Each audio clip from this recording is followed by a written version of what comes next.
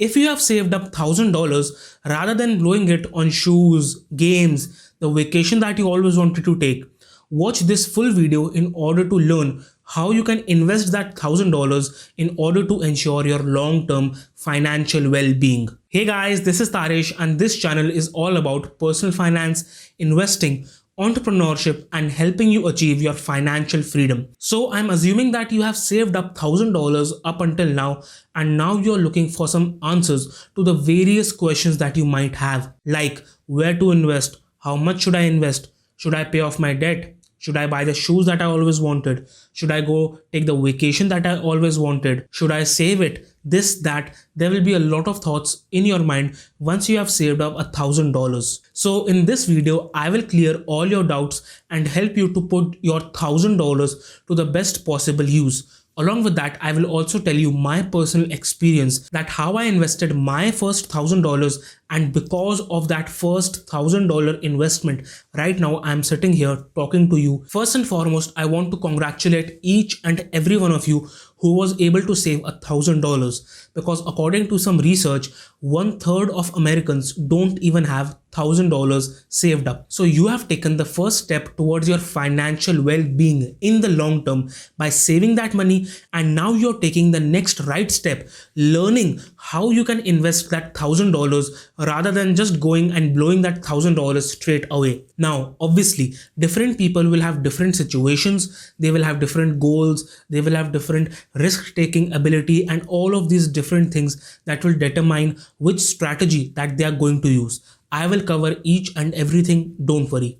The first segregation that we will have to make is, the first kind of people are those people who can save up $1,000 on a monthly basis or every 2 months or every 3 months, but they have some income source through which they can constantly save money over and over again. The investing strategy for those people will be different from the people who have just saved the $1,000 after 2 years of effort, 1 year of effort, and they don't seem to have a consistent source of saving $1,000 each and every month or every 2 months. So the strategies will be different for them. The second segregation we will have to do is depending on your goal. How much money you want to make, how much return you want to get, and how quickly you want to get that return. Your goal will also determine the degree of risk that you will have to take, because the more risk you take, the more money making potential you have, and vice versa. The more money making potential you want, the more risk you will have to take. So now jumping into what to do, how to invest, where to invest, let's get something very clear. You need money to make money. So as I said earlier, the investment strategy will be a bit different for the people who are constantly able to save $1,000 and can put this $1,000 into savings. So after 1 year, they may have $10,000 in savings. After 2 years, they may have $30,000 in savings. So this way they can slowly and steadily build up wealth. But the strategy will be drastically different for the people who are very, very ambitious, or for the people who just have $1,000 to invest. So I am going to tell you both the scenarios, and you can use any one of the scenarios you want. I am going to go from the least riskiest investments to a moderately risky investment. Starting off with number 1, where you have no risk and you don't have to do anything. That is, just let your cash sit in the bank and the bank will pay you interest on the amount of money that you have in your savings account. Currently, the interest is at 0.05%. Obviously, this is not a lot, and the interest rates have really plummeted due to the whole global situation. So saving your money in the savings account is not the most viable option right now due to inflation as well. Inflation will eat up your cash slowly and steadily, and if you want to ensure your financial well-being in the long run, just saving your money will not cut the deal. Moving to number 2, in order to counteract the inflation with the least riskiest investment that you can do, that is a government bond. If you don't know what a government bond is, let's suppose that a government wants to start a project but doesn't want to fully fund that project with the government's money. So they will start selling out pieces of that particular project and they will pay you interest on the amount that you deposit. It is a very simple way of explaining this, but I hope you get the point. Currently, the interest rates on government bonds are not that great, but in 2018, you were getting as high as 3% interest rates on your government bonds, but right now it is anywhere near 1% per annum on your government bonds. So it will somewhat help you in order to counteract your inflation with the least risk possible.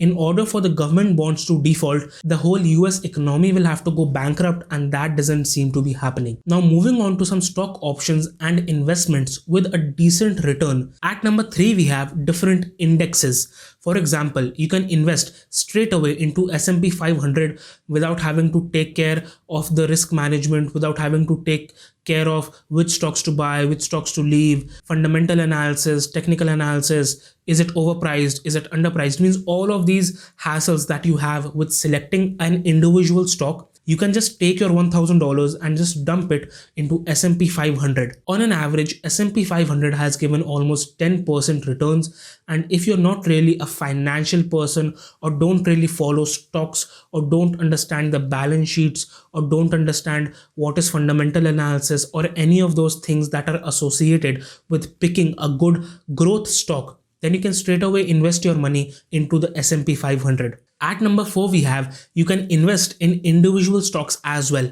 But don't be fooled by the previous year's performance of some of the companies. The previous year was really crazy. There was a whole global situation going on, and you will see that Amazon, such a huge, humongous company, has moved 80%. Tesla has moved almost 700%. So don't be fooled by the previous year's performance of some of these stocks. In normal market conditions, you can expect a return of 20%, but that also comes with the risk associated with buying a stock. Now, these associated risks will be different for different companies. If you think Amazon is a very well established company, they have set procedures, it is a humongous company, no one is in their competition, they will never fail. All of these things are true. That is why Amazon has grown by 80%, and accordingly the risk is minimal, but in saying so, the growth potential of Amazon is also limited. If you compare that with Tesla, a company that is trying out new gen technology, the chances of failure of Tesla is way much higher than of Amazon. That is why the risk is also high, but accordingly the growth potential is also very high. That is why Tesla was able to move 700% in the previous year, and Amazon was able to move 80% in the previous year. If you want a video of me covering how I buy my stocks, which stocks to invest in, what is my personal portfolio, you can just comment down below and I will create a video for that. While you're doing that, why don't you just smash the like button so that I get more motivation. Now, these methods I explained are for the people who can constantly invest money and don't want a lot of hassle. They just want to invest in blue chip stocks, S&P 500, and just get a decent return on their investment.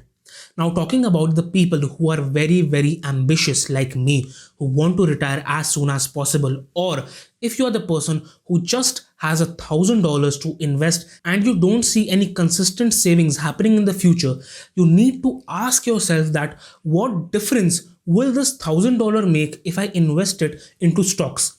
Let's say hypothetically, you invest your $1,000, the market is good, there is minimal risk, and you make 20% return in the first year.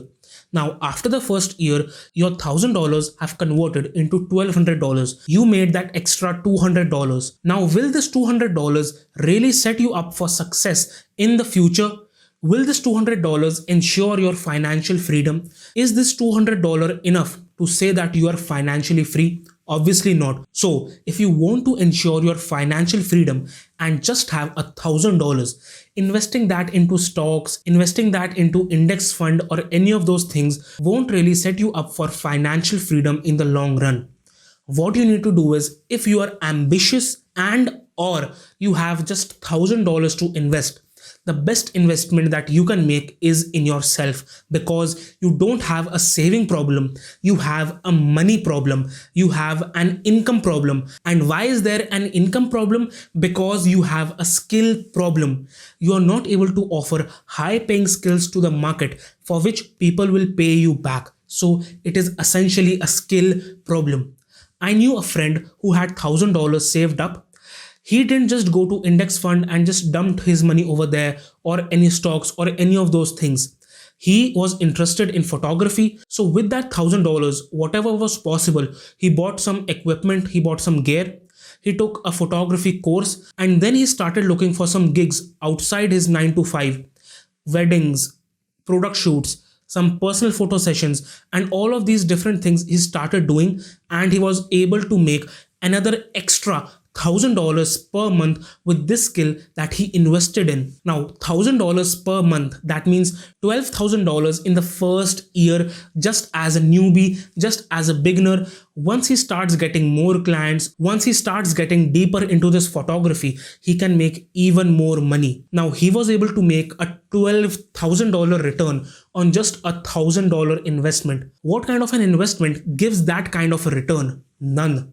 As I said, it is not a saving problem, it is an income problem. The more money you make, the more you can save, the more you can invest, and the quicker you can be financially free. And why is there a money problem? Why is there an income problem? Because you have a skill problem. Personally, talking about myself, I was always into digital marketing. I was always into internet. So I started my digital marketing journey almost 2 years ago. I had a natural talent for writing. So during the start of my online journey, I provided freelancing writing services on different websites like Fiverr or Upwork.com. The payout was not very great, but it was at least some starting money that I could save to invest that into something else.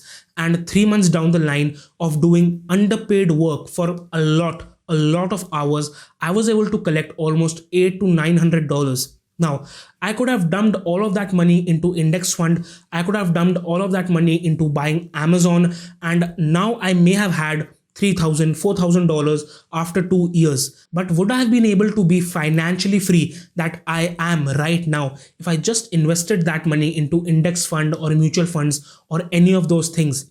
No. What I did was I invested in digital marketing. I invested in myself. I wanted to learn digital marketing. I wanted to always do something online. So some money I invested in some courses, some money I invested in some books. The other money that I had, I invested in paid advertisements. Some things worked out, some things didn't work out, but slowly and steadily, I was taking the right steps towards my financial freedom. And slowly and steadily, I was building from $1,000 to $3,000, $3,000 to $10,000, $10,000 to $30,000. And now here I am taking leaps towards my financial freedom and taking you on that journey as well. What I do, how I invest, all these different things. So you need to have the right mindset. Investing in yourself will give you the highest return in the long run. So that was basically it. Likes if you enjoyed it, subscribe if you loved it, and if you want to learn the 5 keys to never be poor again, never be broke again, click on the video that is flashing on your screen right now to learn the 5 keys on how to never be poor or broke again.